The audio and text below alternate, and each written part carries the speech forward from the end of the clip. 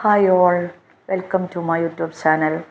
എൻ്റെ ചാനൽ ആദ്യമായിട്ട് കാണുന്നവരാണെങ്കിൽ സബ്സ്ക്രൈബ് ചെയ്യണം, ബെല്ലൈക്കൺ ചെയ്യണം, ഷെയർ ചെയ്യണം, കമൻറ്റ് ചെയ്യണം. നിങ്ങളുടെ കമൻറ്റിനനുസരിച്ചായിരിക്കും എനിക്ക് ഓരോ കാര്യങ്ങൾ മുന്നോട്ട് കൊണ്ടുപോകാൻ പറ്റുക. ഓക്കെ, അപ്പം മടിക്കാതെ കമൻറ്റ് ചെയ്യണം. ഞാൻ ഇന്നിവിടെ പരിചയപ്പെടുത്താൻ പോകുന്നത് ഒരു ഷിജിത് പേരാമ്പ്ര എന്ന കഥാകാരൻ്റെ 2 കഥകളാണ്. ഷിജിത് പേരാമ്പ്ര, അതിൽ നമുക്ക് അറിയാത്ത ബന്ധങ്ങൾ, കള്ളനും തെയ്യവും എന്ന് 2 ബുക്കിൻ്റെ വായിച്ച അത്ര വലിയ റിവ്യൂ കൊടുക്കാനൊന്നും എനിക്കല്ല, എന്നാലും ഒരു ലളിതമായ രീതിയിൽ ഞാൻ പറഞ്ഞു തരാം. അപ്പോൾ ഷിജിത് പേരാമ്പ്രയെക്കുറിച്ച് നമുക്കൊരു ഇൻട്രൊഡക്ഷൻ തരാം. പുള്ളി 2021 കൈരളി പുരസ്കാരം, അതേ വർഷം തന്നെ പ്രേംനസീർ അവാർഡ്, 2023 വൈക്കം മുഹമ്മദ് ബഷീർ അവാർഡ് പുരസ്കാരം, 2024 JC ഡാനിയൽ അവാർഡ് എല്ലാം കരസ്ഥമാക്കിയ ഒരാളാണ്. ചില്ലറക്കാരനൊന്നുമല്ല. പുള്ളി ഓരോ കഥ എഴുതുന്നതും ഒരു സിനിമയ്ക്ക് വേണ്ടിയാണെന്ന് എന്നോട് പറഞ്ഞിട്ടുണ്ട്. ആളെ ഞാൻ ഇതുവരെ നേരിട്ട് കണ്ടിട്ടില്ല. കഥ നമുക്ക് അയച്ചു തന്നുകൊണ്ടിരിക്കും.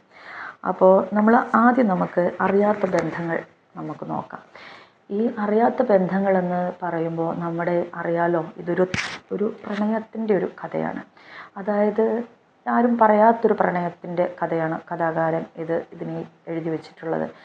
ഈ കഥ എന്ന് പറയുന്നത് നമ്മുടെ സ്കൂൾ കാലഘട്ടങ്ങളിൽ നമുക്ക് ഒരുപാട് പ്രണയങ്ങൾ ഉണ്ടായിട്ടുണ്ടാവാം. അതെല്ലാം സ്കൂൾ കാലഘട്ടം കഴിഞ്ഞ് പോകുമ്പോൾ നമുക്ക് പൊലിഞ്ഞു പോകുന്നതായിട്ടാണ് കാണാറുള്ളത്, അല്ലേ? പക്ഷേ ഇതിൽ കഥാകാരൻ ഇതിൽ കേന്ദ്ര കഥാപാത്രമായിരിക്കുന്ന ലാലിച്ചനും രാധാമണിയും എന്ന് പറയുന്ന പ്രണയ ജോഡികളെന്ന് തന്നെ പറയാം.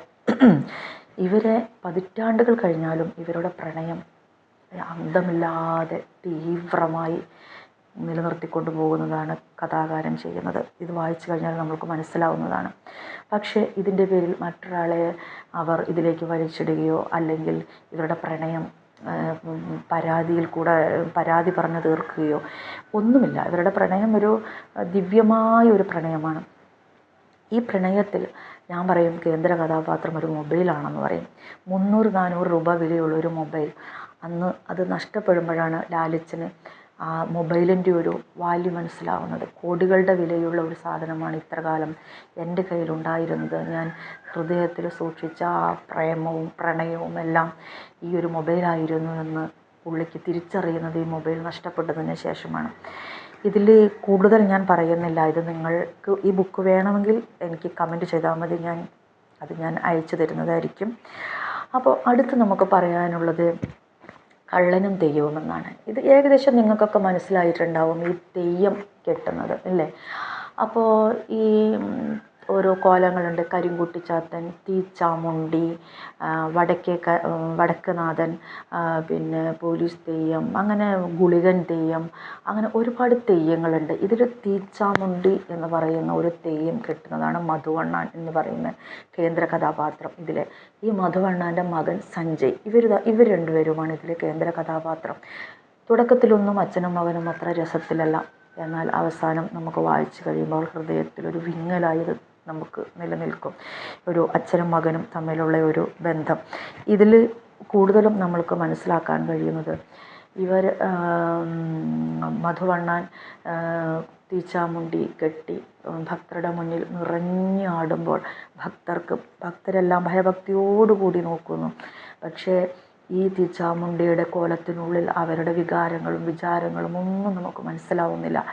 അവരുടെ കഷ്ടതകളും അവർ എങ്ങനെയാണ് വരുന്നത് എന്ന് പോലും നമുക്ക് മനസ്സിലാക്കാൻ നമുക്കതിൻ്റെ ആവശ്യമില്ല. നമ്മൾ അന്നേരം ആ ഒരു കോലത്തെയാണ് നമ്മൾ ആരാധനയോടുകൂടി നോക്കുന്നത്. അങ്ങനെ ആണ് ഈ ഒന്നും ധനമില്ലാതെ വെറും തീച്ചാമുണ്ടി കോലവും കെട്ടി ആടി പിന്നെ അന്നന്നത്തെ വകയ്ക്ക് മാത്രം കണ്ടെത്തുന്ന മധുവണ്ണാനും നാളത്തേക്കൊന്നും സമ്പാദിച്ച് വെക്കാനില്ലാതെ ജീവിതം അങ്ങനെ കൊഴിഞ്ഞു പോകുന്ന ഒരു വീട് അവസാനം ജപ്തിയായി വരുന്ന ഒരു അവസരത്തിൽ അവരുടെ കുറേ വികാരഭരിതമായ ഒരു കാഴ്ചകൾ നമ്മൾക്കിതിനകത്ത് കാണാൻ പറ്റും. നമ്മൾ തന്നെയാണ് അതെന്ന് നമുക്ക് മനസ്സിലാക്കാൻ പറ്റും. അപ്പോൾ ഞാൻ നിങ്ങളോട് ഇതും വായിക്കാം. നല്ലൊരു ബുക്കാണത്. അപ്പോൾ എനിക്കിന്ന് ഇത് രണ്ടുമാണ് പറയാനുള്ളത്. എനിക്ക് അത്ര റിവ്യൂ പറയാനൊന്നും അറിയില്ല, എന്നാലും ഞാൻ എനിക്ക് അറിയുന്ന ലളിതമായ ഭാഷയിൽ നിങ്ങളോട് പറഞ്ഞു തരാൻ എനിക്ക് പറ്റും. അപ്പോൾ പിന്നെയുള്ള ഒരു കാര്യം എന്തെന്ന് പറഞ്ഞാൽ, നമ്മളൊക്കെ ഞാൻ എൻ്റെ ചാനലിൻ്റെ പേര് സിംഗിൾ മദറാണെന്ന് പറഞ്ഞു, ബാറ്റിൽ മോം. നമ്മളെല്ലാവരും ഇൻഡിപെൻഡൻ്റ് ആകാന്നുള്ളത് നമുക്ക് അല്ലേ ഒരു വലിയൊരു കാര്യമാണ്. പിന്നെ നമ്മളിങ്ങനെ ഭർത്താവിൻ്റെ തണലിലും മക്കളുടെ തണലിലും ഒക്കെ ജീവിക്കുന്ന, അതായത് എൻ്റെ ചേച്ചിയൊക്കെ അങ്ങനെയാണ് ജീവിക്കുന്ന ഒരു ആൾക്കാർക്ക് അത്ര വലിയ പുറത്തേക്ക് പോയി ഒന്നും ഒറ്റയ്ക്ക് ജോലിയെടുത്ത് കൊണ്ടുവന്ന് ഇങ്ങനെ നോക്കേണ്ട കാര്യം വരില്ല. അപ്പോൾ ഞാൻ എന്നെ പോലെയുള്ളവരോടാണ് സംസാരിക്കുന്നത്. എന്നെ പോലെയുള്ള ആൾക്കാരാണ് ഞാൻ പറയുന്നത് കേൾക്കേണ്ടത്. നമ്മൾ ഇതുവരെ നമ്മൾ ഒരു സ്കൂട്ടിയെങ്കിലും സ്വന്തമാക്കാത്തവരാണെങ്കിൽ ഇന്നു മുതൽ നമ്മൾ ഒരു ഡ്രൈവിംഗ് സ്കൂളിൽ പോയി ഒരു ഡ്രൈവിംഗ് പഠിക്കണം. ഒരു സെക്കൻഡ് ഹാൻഡ് സ്കൂട്ടിയോ എങ്കിലും നമ്മൾ സ്വന്തമാക്കിയിരിക്കണം. നമ്മൾ ഏകാന്തത അനുഭവിക്കുന്ന സമയത്ത് നമുക്ക് നമ്മുടെ വണ്ടിയിൽ യാത്ര ചെയ്ത് എവിടെയെങ്കിലും പോയി നമുക്ക് ഒരു കടയിൽ നിർത്തി ഒരു കപ്പ് കാപ്പി കുടിച്ച് നമ്മൾ മൊബൈലിലൊന്ന് അങ്ങോട്ടോ ഇങ്ങോട്ടോ നോക്കിക്കഴിഞ്ഞ് നമ്മൾ ഏതെങ്കിലും ഒരു നല്ല പച്ചപ്പായ സ്ഥലത്തൂടെ സഞ്ചരിച്ച് തിരിച്ച് നമ്മുടെ വീട്ടിലേക്ക് കയറി വരുമ്പോൾ നമ്മളുടെ മനസ്സ് ഫ്രഷായിരിക്കും. അത് എൻ്റെ അനുഭവം ഞാൻ പറയുകയാണ്. നമ്മൾ ആരെയും ഡിപ്പെൻഡ് ചെയ്യേണ്ട ആവശ്യമില്ല. നമ്മൾ ഒറ്റയ്ക്ക് സഞ്ചരിച്ചു എന്ന് വിചാരിച്ച് നമ്മൾക്കൊന്നും സംഭവിക്കാൻ പോകുന്നില്ല. ഞാൻ ഒറ്റയ്ക്കാണ്, എല്ലാ സ്ഥലത്തും പോകുന്നത് ഞാൻ ഒറ്റയ്ക്കാണ്. എനിക്കൊരു സിനിമ കാണണമെങ്കിൽ ഞാൻ ഒറ്റയ്ക്ക് ടിക്കറ്റ് ബുക്ക് ചെയ്ത് ഒറ്റയ്ക്ക് പോകും. മകളും ഞാനും കൂടെ പോകാറുണ്ട്. ഞങ്ങൾ ഔട്ടിങ് പുറത്ത് പോകാറുണ്ട്, ഞങ്ങൾ കഴിക്കാറുണ്ട്. പക്ഷേ എനിക്ക് ഒറ്റയ്ക്ക് പോകണമെന്നുള്ള ചില സമയങ്ങളിലൊക്കെ ഞാൻ ഒറ്റയ്ക്കാണ് യാത്ര ചെയ്യാറ്. അപ്പം നിങ്ങളിത് ഞാൻ പറയുന്നത് കേൾക്കണമെന്നില്ല, പക്ഷേ ഇതൊരു നല്ല കാര്യമായിട്ടാണ് എൻ്റെ അനുഭവത്തിൽ എനിക്ക് തോന്നിയിട്ടുള്ളത്.